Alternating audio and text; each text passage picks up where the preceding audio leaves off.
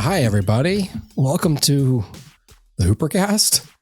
I don't know why my camera is not working. So it's pulling up my phone camera. That's the only choice I have. So sorry to the viewers that this is so shaky. This is episode 560 of the Hoopercast. And if you're listening to this, welcome to the hiatus, because that's where you are. So I'm right now I'm editing other episodes. I don't really have time to get cute with you and tell a story or make you laugh or, tell you everything's going to be okay. So I'm just here to introduce this episode, which is the Lilo and Stitch live action remake episode. And it is largely a cautionary tale, much like these sorts of things always are, If you've listened to the show for any length of time, you know what we think about this. You know we don't endorse this type of fuckery. We can't put our name on this. We can't say, hey, keep doing this. Keep it up. Keep it up, Hollywood. Continue embarrassing yourself. Can't do it.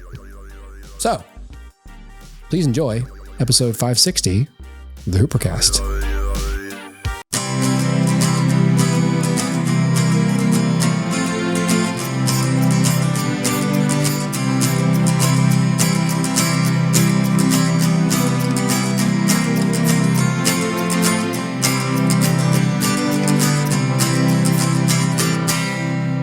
Okay, Dustin, Lilo and Stitch. Lilo and Stitch. We have apprehended a dangerous experiment. Where is he? He escaped. He is trying to find the police cruisers. He took the red one. What hideous planet is caught in your crosshairs?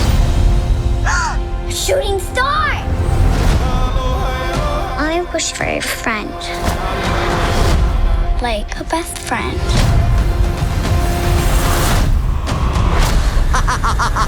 What the hell?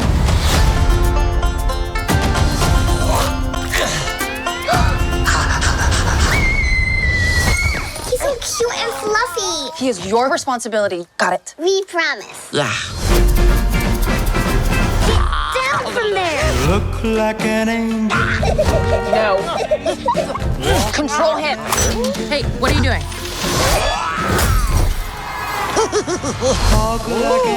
No. Dogs on the table. You sure that's a dog? Yeah. Rough.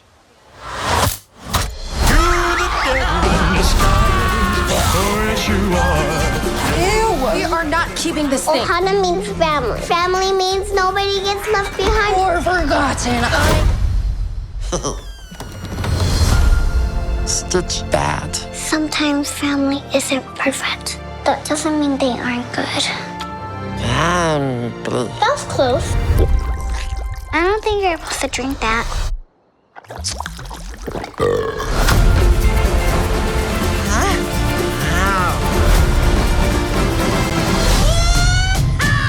Agent Cobra Bubbles. We have a blue dog to catch.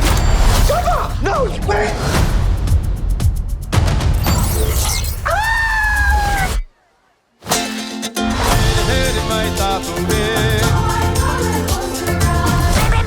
No.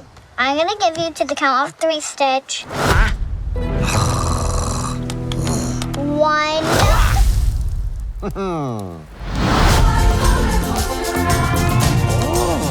So this is a movie that I would not have watched if I didn't have COVID and was too tired to pick anything else. This was the first thing offered to me on Disney Plus, and I just hit the OK button and let it happen to me. Yes. Lilo and Stitch. Directed by Dean Fleischer Camp, written by a bunch of people, this is a remake of the original Lilo and Stitch film, directed or at least co-directed by Chris Sanders, who also voices Stitch and returns to voice Stitch in this new version as well. The original Lilo and Stitch is from 2002, so it came out when we were in middle school, and I remember really enjoying it at that time.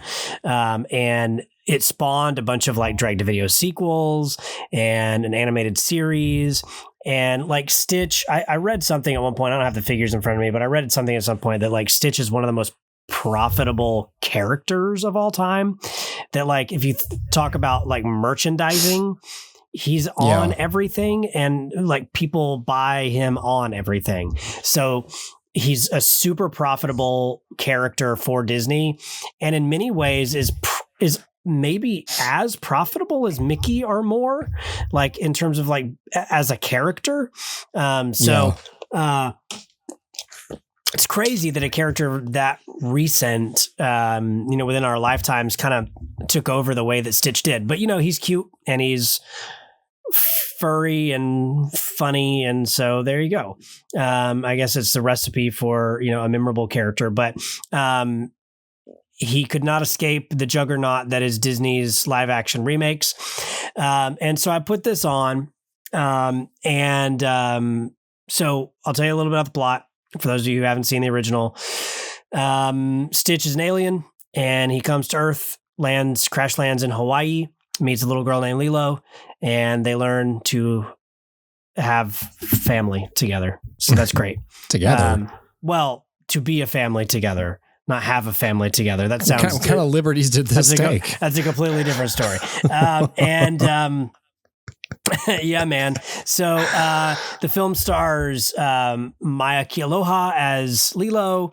She's new. I think this is her first acting gig. Sydney Agudong as Nani. Chris Sanders again as Stitch. Zach Galifianakis joins as Jumba. Billy Magnuson as Pleakley. Courtney B. Vance as Cobra Bubbles. Amy Hill, Tia Carrere, who played Nani in the original. Hannah Waddingham, and a bunch of other people. And like, this is... it's a live action remake, but I mean, there are big chunks of this where it's just animated and the whole beginning is all the animated aliens in space. Like, it's the trial of Stitch. It starts the same way as the original series or the original film. And, I remember watching it and just going like, this is all animated. It just doesn't have the same appeal. Like it's not like, I'm not saying it's like badly animated. It just isn't as interesting to watch. It has none of that like classic Disney charm because it's photoreal CG. So while there's production design that can make something interesting, you're still trying to make skin look like skin and fur look like fur, and fabric look like fabric. Which is okay for a character like Stitch, who's just like a big fluff ball. But when you get to somebody like Jumba, if you remember Jumba from the original film, it's a little bit like you don't really know what his texture is. You know what I mean? Like, I'm looking at him. Is he scaly? Is he furry? Is he, like, what is he? Fleshy? Like, no idea. And so this film tries to interpret it. And again, what works for Stitch is really off-putting for Jumba. And did they give him fur? They gave him some fur and like fleshiness. And it's just a little too like, I don't know, leathery and weird. Yeah. And then Pleakley, who kind of is this weird, gangly little like creature in the original, they decided to make him really slimy in this for some reason, which again is really off-putting. And so he's really slimy. His big one eye is really wet. And so he just looks like a giant wet slime thing. And it just doesn't have the appeal. You know what I mean? It's that thing again where they're like, all right, what's the closest equivalent? All right, well, he's a lizard. He needs to have like a gelatinous eye. Yeah. It needs to be gross. It needs to be like accurate to what reptiles are. Yeah, right. And it's like, just like with the lions, it's like, hey, lions can't like open their eyes that much. So bye-bye emotions. And you're like, I guess that's what we're going to do. Because it's got to look like a real lion. It has to. Except it doesn't. You don't have to do this at all. You can stop. No, we can't you stop. You have the power to end this. No, we don't. We can't not do it.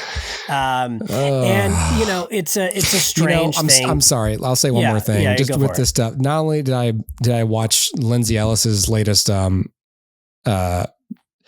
video essay about Disney's, what she's calling their fourth flop era, which is all of these live action remakes. Oh, sure. And I saw some clips from Mufasa, and my God, that looks awful. Yeah. But like, especially having seen a show like The Studio, which is like all about like frank discussions about why these sorts of things are just horrible. It's so hard to like look at one and go, yep. Geez, you know? Yeah. You can just see the corporate dollars behind it. And you can see there's people who didn't want to make this, who were like, well, if I don't make it, I'm just the guy who doesn't get paid and someone else will make it. Correct. And it's like, you wonder what percentage of people who make these movies really want to be doing this. Yes.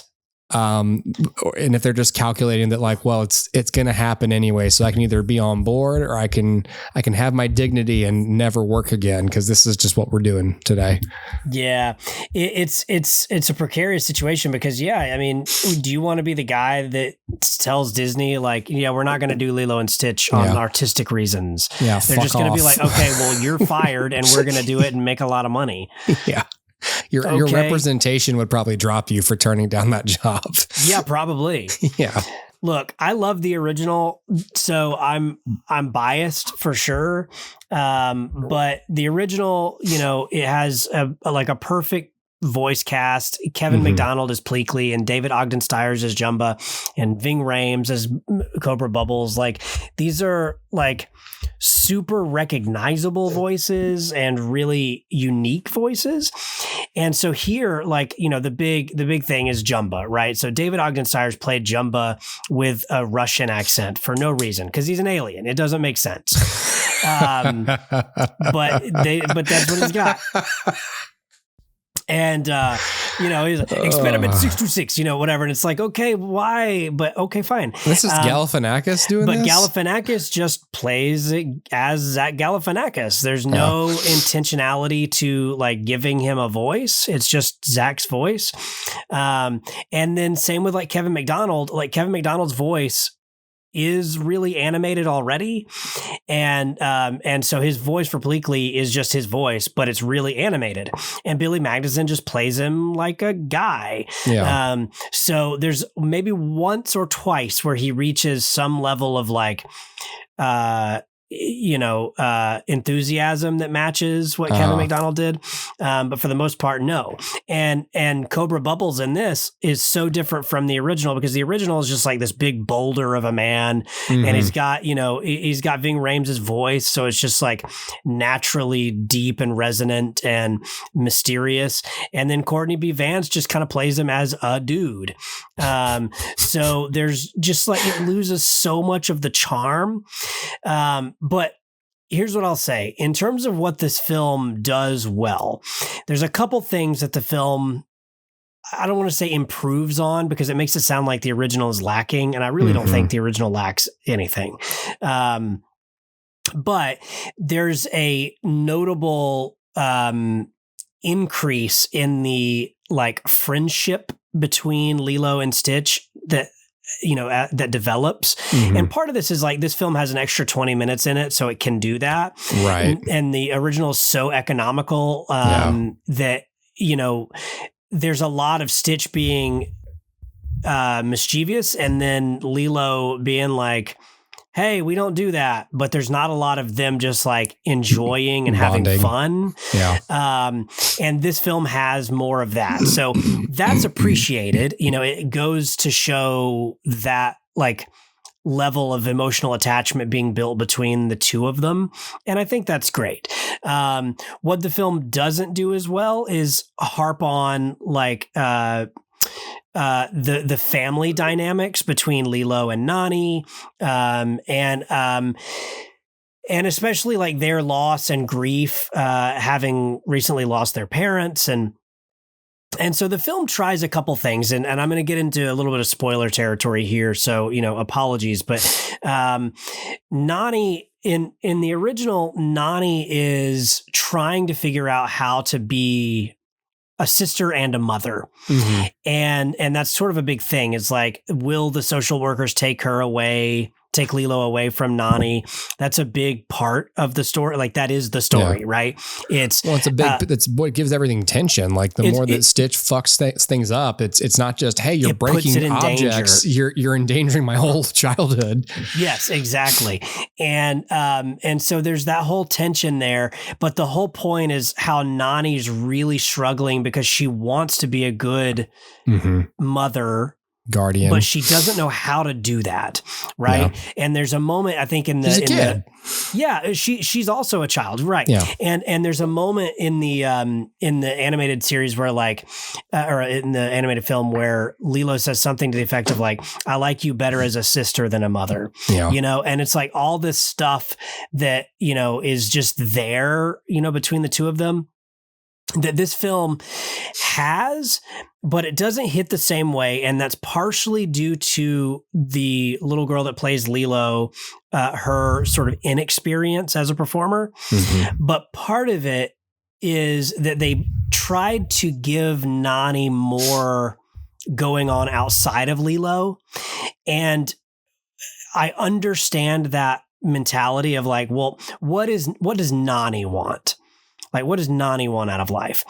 And so this film postulates that she's really into marine biology and wants to go study marine biology, but now feels trapped in this guardian role. So whereas the original is, I really want to be a guardian for you, this is, I kind of don't want to be a guardian to you. Oh. And again, I understand the thought process of like making Nani more of a real character who, like, as a 17 or 18-year-old, you would want to go to college, you would want to do those things. I get that.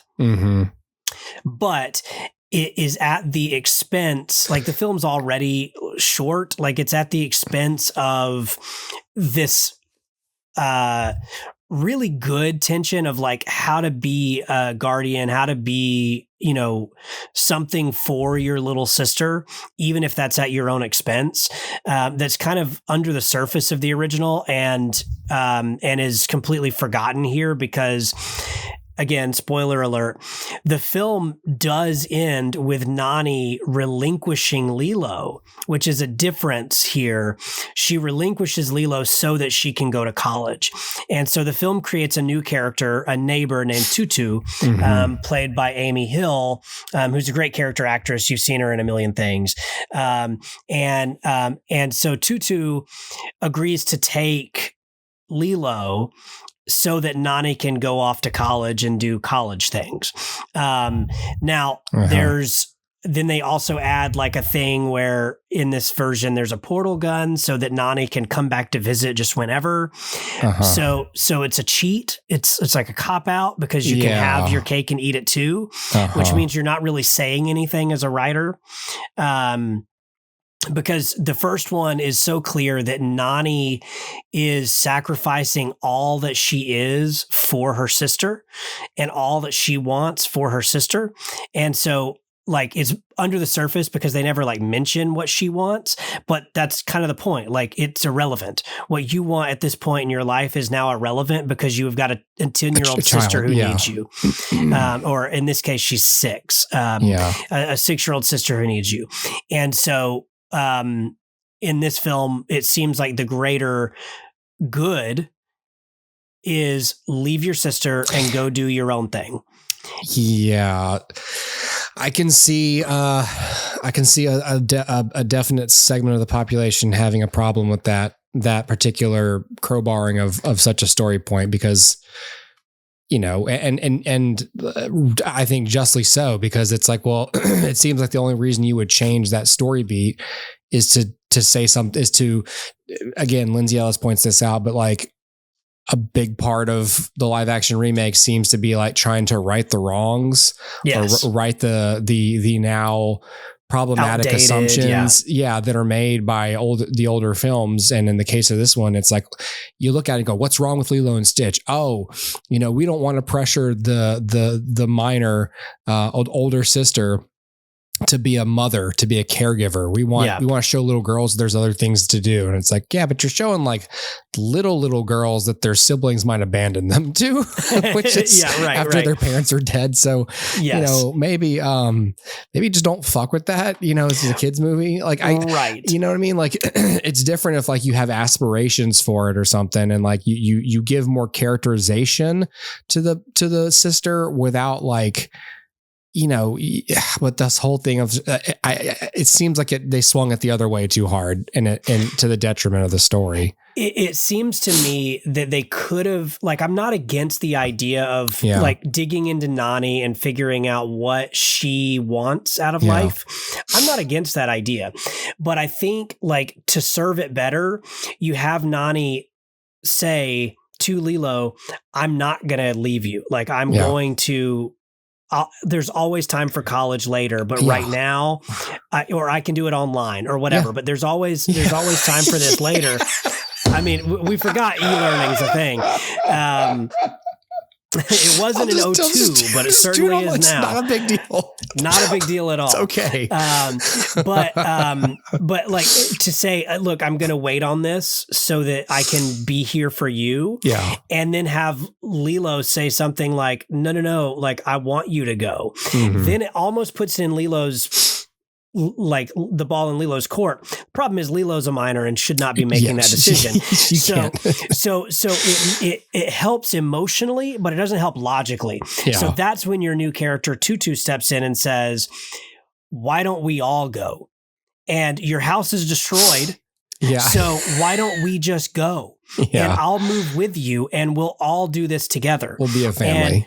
And yeah, exactly. And so, yes, it puts Tutu in the role of caregiver over Nani, which I think is, again, a cop out. Yeah. But at the same, because I think maybe the greater good here is if you want to do the storyline of Nani going to college, then Nani is now in the position to successfully or with great struggle, do college and child rearing at the same time, which many people do. Right. And can be done. Yeah. And so I think like it seems that the writers forgot that it's an option that like people are strong enough, women are capable of doing both at the same time. Right. You don't have to like leave your kids in order to go to school. Oh boy. So I think that's the that would be the big rewrite I have. I'm not against the idea of Nani going to college or pursuing, like as a writer, pursuing something deeper about Nani, but it's got to work within the context of, like the responsibility she's now given. And the responsibility she's now given is as an older sister, you either relinquish your sister or you care for her. And the greater good is you care for her. Mm-hmm. And I think the message sent to little girls is when you get put in a hard situation, dig deeper because you can do it.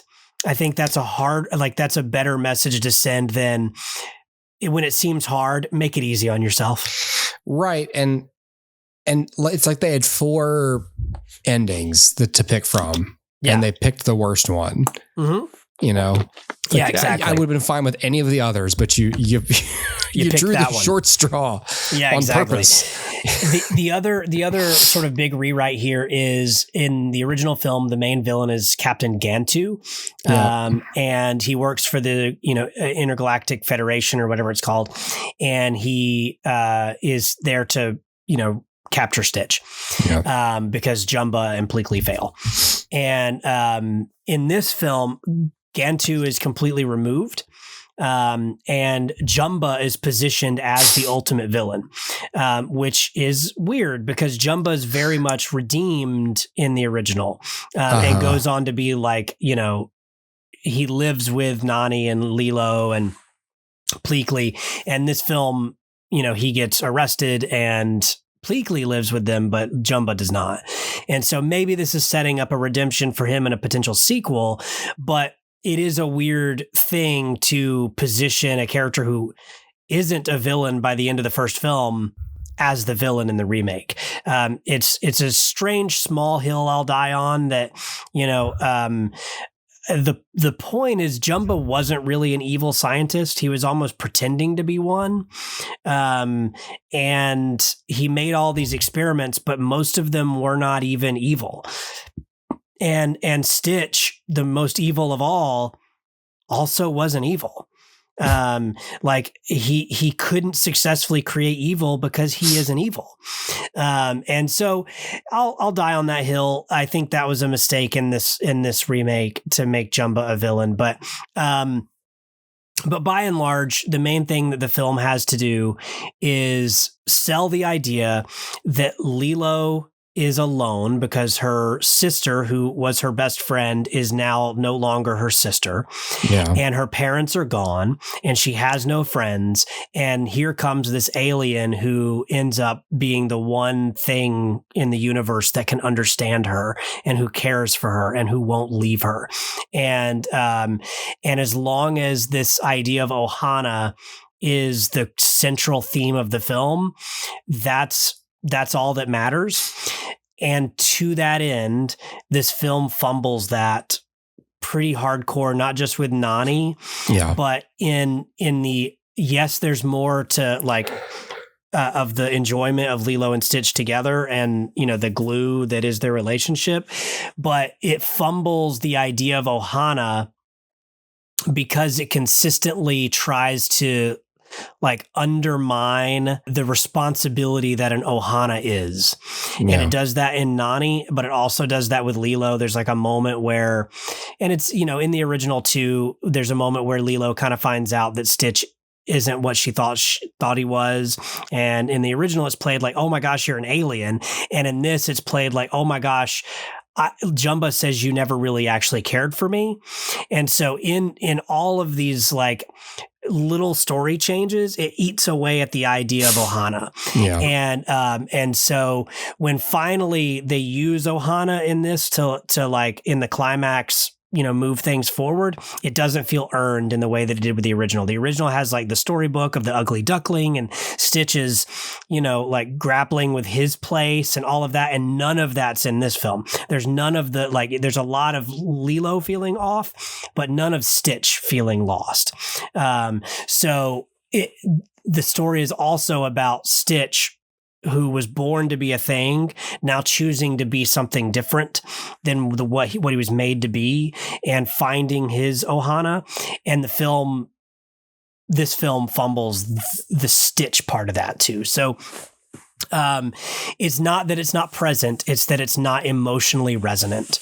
And so I think that's where I come down on this film is if your question is, should I watch this as a fan of the original? No, just watch the original. Yeah. If your question is, I've never seen the original, should I see this one? The answer is no, see the original. There's nothing that this does that is good enough over the original that would make this one preferable in any way. And even Stitch, there are a lot of times where he looks really great. Mm-hmm. There's some times where he looks uncanny. And for a character who's supposed to be as cute and adorable as Stitch is, uncanny cannot be part of it. Yeah. I don't hate it, but I think it fumbles a lot of its central themes and its messaging in order to do something different. It's we just have to be different. But the problem is the original's kind of perfect. I wouldn't call it a perfect movie, but it's perfectly what it is. Yeah. And it doesn't need anything new or different added to it. And it's why the sequels, they caught on, they kept making them and kept spawning animated series and all those things. But nobody really remembers them now, in specifics. It's kind of oh yeah, weren't there a lot of other experiments at some point? Oh yeah, sure. Didn't they cross over with Kim Possible at one point? It's you remember these things, but it's because the original was not lacking in anything. Yeah. And so the idea of going in to change something is irrelevant. So I give Lilo and Stitch 2025 2 stars. It's not the worst thing in the world. It's not the worst of the Disney remakes, I'm sure, but it certainly does not cement itself as distinguishable from the original in any meaningful way. So just watch the original. TLDR, just watch the original. You know what's crazy is that this film made over $1 billion. It's a juggernaut, dude. It's Stitch. Yeah, like man. that's all there is to it. This whole thing is fed on the cuteness of Stitch. 10 times its budget this 10 film times. made. And a sequel on the way. Now, Sequel on the way, yep. Here's what I'll say about the sequel. The sequel is being written by Chris Sanders, who is the voice of Stitch and made the original. So I do have high hopes that whatever the sequel does will probably get things correct. Character-wise and thematically, because Chris is writing it. So if nothing else, I think the sequel could be good. We'll see. I think so too, just because you don't have to, you can have a blank slate if you want. Yeah. You can say, we're not adapting an animated film to live action now. Yep. So we don't have to make choices that the same things we did with this, where it's like we aged the kid down because Lilo is really little in the original film, but 10-year-olds aren't that small in real life. So we got to change her age. And that creates a whole bunch of problems in itself. Oh, we want Nani to go to college, all this stuff. You can just say, okay, let's just write this as if this was never animated, and then if you make a good Stitch 2 and you make a good Stitch 3, then you could release the trilogy. And number 1 in the trilogy was just the fucking original movie. And then the 2 new ones they made, just watch the original. And just what you should have done in the first place, to be honest. Like that, I wouldn't have a problem with this so much if they were like, hey, we're going to make Aladdin 4, but it's live action. We're going live action. And it's like, well, I wish you'd animate it, but I guess I'm not so pissed that you're retreading. At least you're trying something new. It's a new story with the same characters and love. But maybe you age them up, and so it's just like there's a reason why they don't look the same. Like they don't look exactly like their character models, because they're real ass people. Aladdin's like 40. Yes, right. He's a little fat. Yeah. Hey, how you doing? I'm Aladdin. Hey, I'm street fat. They call me. I'm the street fat. Riff raff. Knick-knack. Street fat. Go fuck yourself. Just a little taste, guys. Hey, one step. I am the breadline. Oh. Abu. I went from Sopranos to Stallone there. Abu. Come over here. Let me eat you. I would watch the heck out of that. I would. I'm watching Aladdin. That's the thing. It solves all the problems.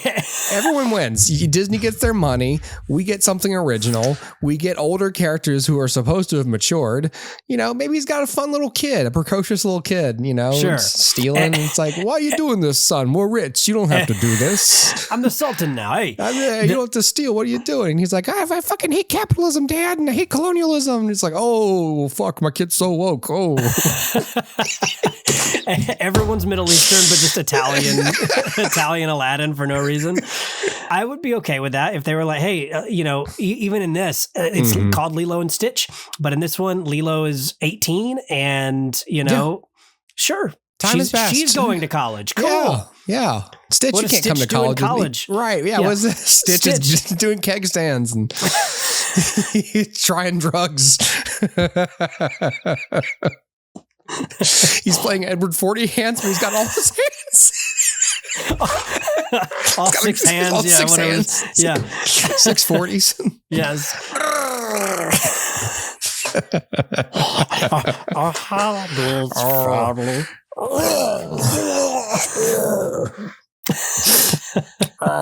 Stitch is in a fraternity. He's wearing like a polo with a popped collar. Yeah, a polo and a popped collar. Yes.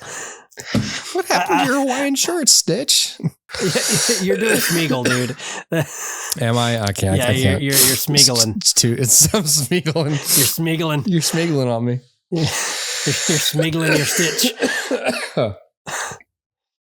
Oh boy. More breathy. More breathy. Like if Smeagol was sneaking up and said, hi. Oh, sorry. Smeagol out of breath. Smeagol all the way here with your Uber Eats. That's what we need. We need Smeagol and Stitch. Smeagol and Stitch. Go to White Castle.